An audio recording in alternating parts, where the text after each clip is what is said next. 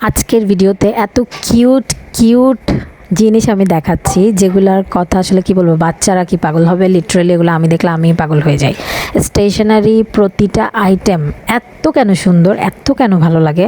আমি যেটা যেটা ধরছিলাম সবগুলো আমি সেদিন নিয়েছি, একটাও আমি রেখে আসি না। এই সবগুলো হচ্ছে মানে আমি নিজে পারচেজ করেছি এবং কোথা থেকে পারচেজ করেছি, কোথায় গেলে একসাথে আপনারা সব পেয়ে যাবেন। বারবার বারবার এলাকার লাইব্রেরিতে দৌড়াদৌড়ি করতে হবে না, একবারে গিয়ে মন ভরে নিয়ে আসতে পারবেন। সব কিছু ডিটেলস আজকের ভিডিওতে বলে দিব।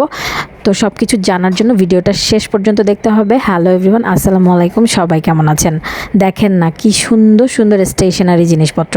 আপনার বাচ্চার মন ভালো করতে, আপনার বাচ্চাকে সারপ্রাইজ দিতে, আপনার বাচ্চাকে খুশি রাখতে এই ধরনের প্রোডাক্টগুলোর জুড়ি নেই। এগুলোর পিছনে কিন্তু প্রচুর খরচও চলে যায়, আবার বাচ্চারাও অনেক বেশি খুশি হয়।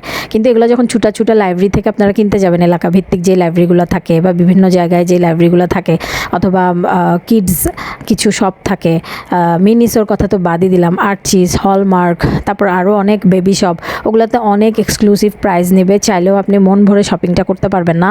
2-3টা আইটেম নেওয়ার পরেই দেখবেন যে আপনার বাজেট ফেল। কিন্তু এই জায়গাতে আসলে আমার ভিডিওতে তো দেখেছেন কি নাই, সব আছে। কারো বার্থডে, কাউকে গিফট দিতে চাচ্ছেন, সবাই খুশি হয়ে যাবে।